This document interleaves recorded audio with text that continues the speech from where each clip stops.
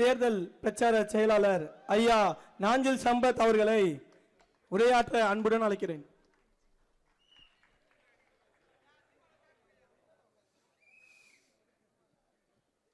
வாக்களியுங்கள் whistle சின்னத்திற்கு, வாய்ப்பளியுங்கள் தளபதி விஜய் அவர்களுக்கென்று நடைபெற்றுக் கொண்டிருக்கிற பிரச்சார பொதுக்கூட்டத்திற்கு தலைமை வகித்திருக்கின்ற மாவட்ட கழகத்தின் செயலாளர், கண்ணிமைக்காமல் கடமையாற்றுகின்ற கர்மயோகி சுரா செந்தில் அவர்களே, சுரா வேலு அவர்களே, வரவேற்புரை என்கிற பெயரால் ஒரு நீண்ட உரையாற்றி இருக்கிற நெஞ்சம் கவர்ந்த தம்பி மகேஷ் அவர்களே, தலைமை கழகத்தின் பொழிவாளர் தம்பி ராமகிருஷ்ணன் அவர்களே, வாக்குகளை சேகரித்து அமர்ந்திருக்கின்ற பொறுப்பாளர், 41 குடும்பங்களை கரூரில் தத்தெடுத்தவன், ஆர்கே நகரையும் தத்தெடுத்திருக்கின்ற தங்கமகன், நீங்கள் தத்தளித்தால் படகாய், நீங்கள் தடுமாறினால் ஊன்றுகோலாய், உங்கள் இரும்பை பொன்னாக்குகிற மந்திர கோலாய் காலம் ஆர்கே நகருக்கு தந்த நன்கொடை நண்பர் மரிய வில்சன் அவர்களே, எளியவன் எனக்கு பின்னால் 1 கோடி இளைஞர்களின் கொள்ளிடமாக திகழ்கின்ற தமிழக வெற்றி கழகத்தை வழிநடத்துகின்ற வரலாற்று கடமைக்கு தலைமை தாங்கியிருக்கிற தளபதி விஜய் அவர்களுக்கு அவருடைய சுமையை பகிர்ந்து கொள்ளவும், அவருடைய சுகதுக்கங்களை தீர்மானிக்கவும், அந்த கடமையை மேற்கொள்வதே என்னுடைய கர்ம வினை என்று கடமையாற்றுகின்ற பொறுப்பின் பொது விலக்கணம், எளியவன் என்னை ஆற்றுப்படுத்துகிற இடத்தில் இருக்கின்ற தேர்தல் மேலாண்மை பொதுச் செயலாளர் ஆதவ் அர்ஜுனா என்றாலே அறிவாலயத்தினுடைய அஸ்திபார கல்லை ஆடுகிறது என்ற தகவல் வந்து கொண்டிருக்கிறது. ஆற்றலின் ஊற்று, அன்பின் நாற்று, ஆரியூர் நண்பர் ஆதவ் அர்ஜுனா அவர்களே, கண்ணு கட்டிய தூரம் வரையிலும் தேனடையில் தேனீக்கள் திரண்டிருப்பது மாதிரி திரண்டு வந்திருக்கிற காலத்தால் சீலத்தால் மூத்த பெரியோர்களே, ஏப்ரல் திங்கள் 23 தத்தம் ஜனநாயக கடமையை ஆற்றுவதற்கு காத்திருக்கின்ற வாக்காளர் பெருமக்களே, பால் நினைந்து ஊட்டுகிற என் பரிவுள்ள தாய்மார்களே, வரலாற்று மாற்றத்திற்கு அடையாளமாக விளங்குகிற என் வாலிப தம்பிகளே, மாற்றான் தோட்டத்தில் மணக்கு மல்லிகைகளே, ஜனநாயகத்திற்கு உப்பாகவும் சர்க்கரையாகவும் இருக்கின்ற ஏடுகளின் ஊடகங்களின் பெருமைக்குரிய நிருபர்களே, எளியவன் எனது பேச்சை அச்சு பிசகாமல் ஒற்றெடுத்து அண்ணன் ஸ்டாலினிடம் ஒப்படைக்க வந்திருக்கிற அரசாங்கத்தின் ஒற்றர்களே, கூட்டத்திற்கு அனுமதியும் பாதுகாப்பும் நல்கியிருக்கிற காவல்துறையை சார்ந்த அதிகாரிகளே, எல்லாவற்றுக்கு மேலாக விடுகதையாகிவிட்ட தமிழர்களின் கேள்விக்கு கிடைத்த விடை, அடக்க முடியாத கடல் அலையின் பெருமுழக்கம், விளக்க முடியாத விரிவானம், தளபதி விஜய் அவர்களின் நெஞ்சில் குடியிருக்கும் என் செல்வ தம்பிகளே வணக்கம். ஆர்கே நகர் தொகுதி எனக்கு பரிச்சயமான தொகுதி. இந்த தொகுதிக்கு வரலாற்றில் ஒரு இடம் உண்டு. ஆசிரியராக இருந்த தகுதியினாலேயே இந்தியாவினுடைய குடியரசுத் தலைவராக முடிசூட்டப்பட்டவர் சர்வப்பள்ளி ராதாகிருஷ்ணன். அவருடைய பெயரால் இருக்கிற தொகுதி ஆர்கே நகர் தொகுதி. இது காலம் காலமாக திமுகவுக்கு எதிர்த்து வாக்களிக்கிற மக்கள் தலைநகர் சென்னையில் இருக்கிற ஒரு தொகுதி ஆர்கே நகர் தொகுதி. என்னுடைய நினைவுகள் சரியாக இருக்குமானால் இந்த தொகுதியில்தான் கொடிக்கால் புதமடா என்று பாடி பரவிய கம்யூனிஸ்ட் கட்சியின் மகத்தான தலைவன், 18 ஆண்டு காலம் தலைமுறை வாழ்க்கை வாழ்ந்தவன், பாலின்றி பிள்ளைகளும் உணவின்றி தாயெழுவாள் வேலையின்றி நாம் உழுவோம் வீடு முச்சூடும் எழும் என்று அழுதானே. பூதப்பாண்டி ஜீவானந்தம் நின்ற தொகுதி இந்த ஆர்கே நகர் தொகுதி. அன்றைக்கு நான் உரையாற்ற வந்த பொழுது நண்பர் மரிய வில்சன் சொன்னார், குடும்ப ஆட்சிக்கு எதிரான யுத்தம் இந்த யுத்தம் என்றார். இந்த தொகுதியில் தான் பூதப்பாண்டி ஜீவானந்தம் நின்றார்.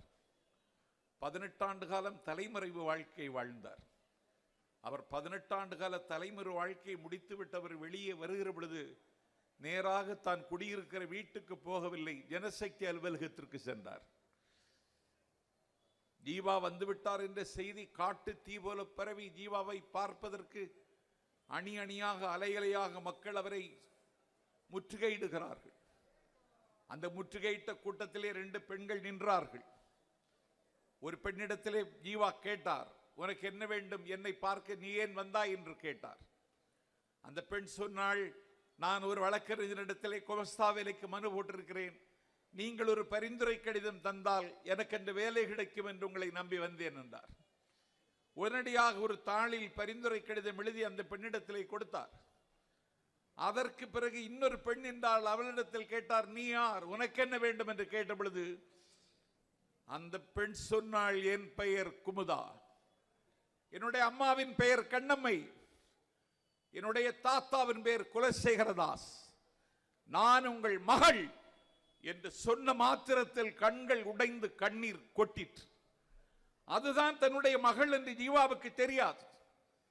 தன்னுடைய மகள் தன்னிடத்தில் என்னிடத்தில் அறிமுகம் செய்கிற நிலைமைக்கு நான் ஆளாகிவிட்டானே என்று அடக்குமுறைக்கு அஞ்சாத சிங்கம் பெற்ற மகளை வாரி அணைத்து, உன்னை நான் அடையாளம் கொண்டு கொள்ளாமல் போனது தவறுதான், என்னை மன்னித்து விடு மகளே, என்னை மறந்து விடு மகளே, எனக்கு விதிக்கப்பட்ட வாழ்க்கை என்று நான் இதை கருதவில்லை, நான் விரும்பி ஏற்றுக்கொண்ட வாழ்க்கை என்று 18 ஆண்டு கால தலைமுறை வாழ்க்கையில் மகளையும் அடையாளம் காண முடியாமல் ஒரு தலைவன் தமிழ்நாட்டில் வாழ்ந்தான். அவன்தான் ஜீவா. அவன் நின்ற தொகுதி இது, அவன் வென்ற தொகுதி இது. ஆகவே இன்றைக்கு குடும்ப அரசியலுக்கார யுத்தம். திமுக அண்ணா திமுகவை தவிர்த்து இன்னொரு சக்தி இந்த மண்ணில் வர வேண்டும் என்று ஒரு 35% வாக்காளர்கள் எல்லா பொது தேர்தல்களிலும் வாக்களிப்பதற்கு வாக்குச்சாவடிக்கே வரவில்லை. நான் தேர்தல் மேலாண்மை பொதுச் செயலாளருக்கு சொல்லுகிறேன், 26 தேர்தல் வாக்களிப்பு வந்தவர் உங்களுக்கு ஒரு செய்தி வரும்.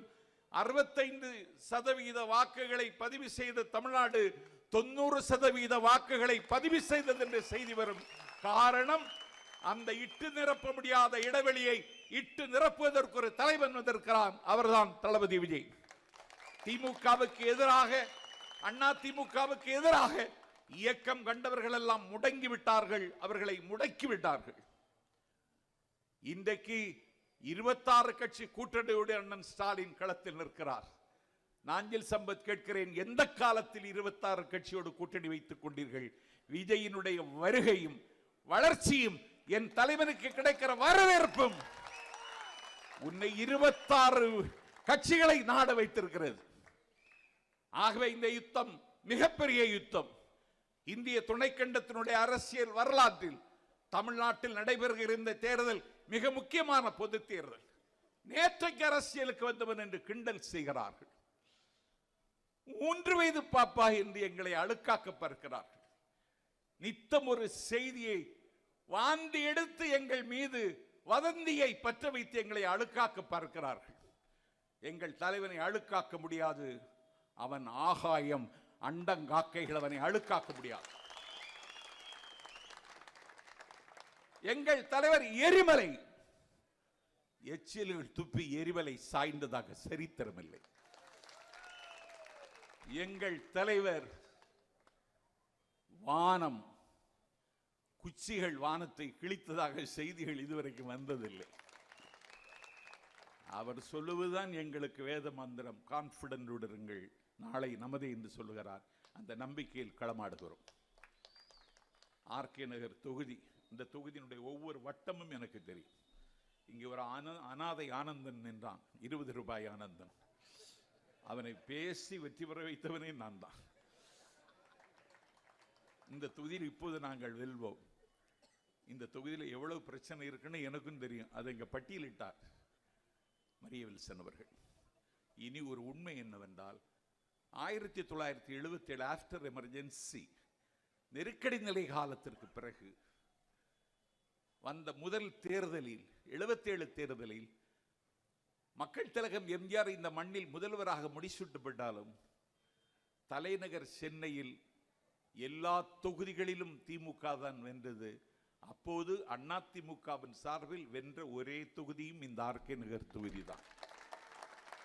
ஆகவே திமுகவுக்கு எதிராக சிந்திக்கிறவர்கள் இயங்குகிறவர்களின் கொள்ளிடம் இந்த தொகுதி. உங்களுக்கு இப்பொழுது ஒரு ரட்சகன் கிடைத்திருக்கிறான், ஒரு மீட்பன் கிடைத்திருக்கிறான். அவரை காயப்படுத்தி விடாதீர்கள் என்று கேட்கத்தான் வந்தேன். நிறைய பேர் சொல்லுவார்கள் சுடுகாட்டில் சமதர்மம் இருக்கிறது என்று. சுடுகாட்டில் எல்லாம் சமதர்மம் இல்லை. ஜவஹர்லால் நேரு இறந்த பொழுது 10 ஏக்கர் நிலத்தில் சந்தனக்கட்டை அடுக்கி 10,000 லிட்டர் பசுவின் நெய் விட்டு தகனம் செய்தார்கள். நாஞ்சில் சம்பத்து செத்தால் 10,000 லிட்டர் பசுவின் விட்டு நெய் விட்டு தகனம் செய்ய முடியும் என்று செய்யலாம் என்று உத்தரவாதத்தை ஆதவ அர்ஜுனா தந்தால் இன்றைக்கே செத்து விடுகிறேன். நடக்காது. மக்கள் திலகம் எம்ஜிஆர் மறைந்தார். யமனை வென்றவன் எம்ஜிஆர். எம்.ஆர். ராதாவின் துப்பாக்கி குண்டுகள் தொண்டையிலே குறிபார்த்த பொழுதும் யமனுக்கு டாட்டா காட்டியவர் எம்ஜிஆர். அந்த மன்னாதி மன்னனுக்கு மரணம் வராதென்று மக்கள் நம்பினார்கள். அந்த தலைவனும் ஒரு நாள் கண்ணை மூடினான். அவருடைய இறுதி ஊர்வலம் தலைநகர் சென்னையில் நடந்தது. எனக்கு வகுப்படுத்தவன், என்னுடைய ஆசிரியன். நான் கனவுகள் காணுகிற கால் சட்டை பருவத்தில் என் கரம் பற்றி பிடித்து எனக்கு தமிழ் பேச சொல்லி தந்த என்னுடைய குருநாதர் வலம்புரி ஜான் தான். எம்ஜிஆர் மறைந்த அன்றைக்கு என்ன செய்தார் என்று சொன்னால், அந்த ஒலிபரப்புவார்கள், நேரடி ஒளிபரப்பு, அவர்தான் அன்றைக்கு அதை செய்து கொண்டிருந்தார். எம்ஜிஆருடைய ஊர்வலம் வந்து கொண்டிருக்கிறது. 10 லட்சம் மதிப்புள்ள சந்தன பேழையில் அந்த பொன் மகனை வைத்து ஊர்வலமாக சுமந்து கொண்டு வருகிறார்கள். எம்ஜிஆருக்கு கடைசி காலத்தில் சால்ட் டிசீஸ், உப்பு நோய். அப்போது வலம்புரி ஜான் சொன்னார், உனக்கு உப்பு நோயாமே, மன்னாதி மன்னனை உனக்கு உப்பு நோயாமே, உங்கள் உப்பை திண்டல்லவா நாங்கள் வளர்ந்தோம், உனக்கு எப்படி உப்பு வந்து சேர்ந்து கொண்டது உன் உடம்பில் என்று கேட்டு கதறினார். ஊர்வலம் வந்து கொண்டிருக்கிறது. கடற்கரையில் மணலை தோண்டி அந்த சந்தன பேழையை கீழே இறக்கப் போகிறார்கள். அப்பொழுது அண்ணன் வலம்புரி ஜான் சொன்னான், இதுவரைக்கும் மண்ணை தோண்டி நாங்கள் தங்கத்தை தான் எடுத்தோம், இன்றைக்குத்தான் மண்ணை தோண்டி எங்கள் தங்கத்தை அதில் வைக்கப் போகிறோம் என்று அழுதான். மண்ணை அள்ளி போட்டு அவரை அடக்கம் செய்கிற அந்த கடைசி நிமிடத்திலே அண்ணன் தொண்டை உடைய கதறி அழுது கொண்டு என் அண்ணன் சொன்னான், இதுவரைக்கும் சந்திரன் கிழக்கில் தான் அஸ்தமனமாயிற்று, மேற்கில் தான் அஸ்தமனமாயிற்று, இன்றைக்குத்தான் சந்திரன் கிழக்கில் அஸ்தமனமாகிறது என்று எங்கள் அண்ணன் இன்றைக்கு சொன்னான். ஆகவே சுடுகாட்டில் கூட சமதர்மம் இல்லை. மக்கள் திலகம் எம்ஜிஆருக்கான ஈமச்சடங்குக்கும் இறுதி ஊர்வலத்திற்குமான செலவு இன்றைக்கு அரசின் கணக்குப்படி 16 லட்சம். ஆகவே இடுவார் கரம் பார்த்து, இல்லை என்பார் முகம் பார்த்து. பகலில் செத்தால் பாடை வாங்க வழி இல்லை, இரவில் செத்தால் எண்ணெய் வாங்க வழி இல்லை என்று வாழுகிற நாட்டில், ஏழைகள் வாழுகிற நாட்டில் சுடுகாட்டில் கூட சமதர்மம் இல்லை. 6000 ஏக்கர் உள்ளவனுக்கும் அத்தானிக்கும் ஒரு ஓட்டு தான். செத்தால் புதைப்பதற்கு 6 அடி நிலம் இல்லாத ஒரு ஏழைக்கும் ஒரு ஓட்டு தான். பொல்லாத பணக்காரன் அம்பானிக்கும் ஒரு ஓட்டு தான். பொறிக்கடலை தின்ன முடியாத எங்கள் ஆர்கே நகர் பொக்கைவாய் கிளவிக்கும் ஒரு ஓட்டு தான். ஒரு ஓட்டின் மூலம் தான் கேட்டை மாற்ற முடியும். The revolution not by bullets but by ballots. வேட்டுகளின் மூலமும் வெடிக்குண்டுகளின் மூலமும் செய்ய முடியாத புரட்சியை ஓட்டுகளின் மூலம் செய்ய வாருங்கள். அந்த நாள் ஏப்ரல் திங்கள் 23. தகப்பனுக்கு பிறகு மகன், மகனுக்கு பிறகு பேரன், இன்ப நிதி வழங்கும் பராசக்தி, அது பாராசக்தியாகி போய்விட்டது. ஆகவே அடுத்த தலைமுறைக்கு திமுகவை கடத்துவதற்கு ஒரு குடும்பம் எத்தனிக்கிறது. இந்த ஆக்டோபஸ் கரங்களிடமிருந்து தமிழ்நாட்டை மீட்க யாராலும் முடியவில்லை. ஒருவனால் முடியும் என்றால் அவன் பெயர் விஜய் என்று எங்கள் தலைவன் விஸ்வரூபம் எடுத்து நிற்கிறார். பணபலம் இல்லை. எங்கள் கட்சியில் நிதி இல்லை, பணபலம் இல்லை. நாங்கள் நிதி வசூலிக்கவில்லை. அவரிடத்திலே பணம் குவிந்து கிடக்கிறது. முதலமைச்சர் கலந்து கொள்கிறார், தீபங்கள் சிரிக்கிற திருவண்ணாமலையில். அங்கே அவருக்கு வெள்ளி நாற்காலி போடுகிறார்கள். வெள்ளியினால் செய்த நாற்காலி. ஒரு 1000 ரூபாய் கொடுத்து ஒரு வெள்ளி மூக்குத்தி வாங்கி அணிவதற்கு வக்கில்லாத ஏழை பெண்கள் தமிழ்நாட்டில் 50 லட்சம் பேர் இருக்கிறார்கள். ஆனால் அவர் தமிழ்நாட்டினுடைய முதலமைச்சருக்கு வெள்ளி நாற்காலி. யார் ஊர்காலியோ அறுத்து கொண்டு போட்டான் ஒருவன். 50 ஆண்டு கால அரசியல் அனுபவம் உள்ள என் அண்ணன் ஸ்டாலின் அந்த நாற்காலியில் உட்கார மாட்டார் என்று நான் தொலைக்காட்சியை பார்த்து கொண்டிருந்தேன். உட்கார்ந்து விட்டார். உட்கார்ந்ததுதான் போதாது, காலுக்கு மேல் கால் போட்டு உட்காருகிறார். அன்றைக்கே என்னுடைய நாட்குறிப்பில் எழுதினேன், ஸ்டாலின் நீ வெள்ளி நாற்காலியில் உட்கார்ந்து விட்டாய், உன்னுடைய முதலமைச்சர் நாற்காலி நகர்ந்து பனையூருக்கு போகிறது என்று எழுதினேன். When Rome was burning, Nero was fiddling. ரோமாவரி நகரம் தீப்பற்றி எரிகிற பொழுது விடில் வாசித்த நீரோ மன்னனுக்கு நிகரானவர்கள் நீங்கள். உங்களை அப்புறப்படுத்துவதற்கு யாராலும் முடியாது. எடப்பாடி பழனிசாமியால் முடியாது. அவரை டெல்லியிலேயே காயப்படுத்தித்தான் அனுப்பியிருக்கிறார்கள். வேறு யாருக்கும் முடியாது. எங்களால் மட்டும்தான் முடியும். எங்களால் மட்டும்தான் பொழுது விடியும். ஆகவே ஏப்ரல் 23 அதிகாலையிலே வந்து வாக்களித்து விடுங்கள். கள்ள ஓட்டு போட்டு விடுவார்கள். எஸ்ஐஆரை தாண்டி செய்வார்கள் அவர்கள். கள்ள ஓட்டு போட்டு விடுவார்கள். சிங்கத்தமிழன் சிவாஜி கணேசன் ஓட்டையே போட்டவங்க அவங்க. சிவாஜி கணேசனையுமா யாருக்கும் தெரியாது. எல்லா நடிகர்களுக்கும் கண்கள் பேசினால் சிவாஜி கணேசனுக்கு அங்கம் பேசும். அந்த நடிகருடைய ஓட்டை போட்டாங்க.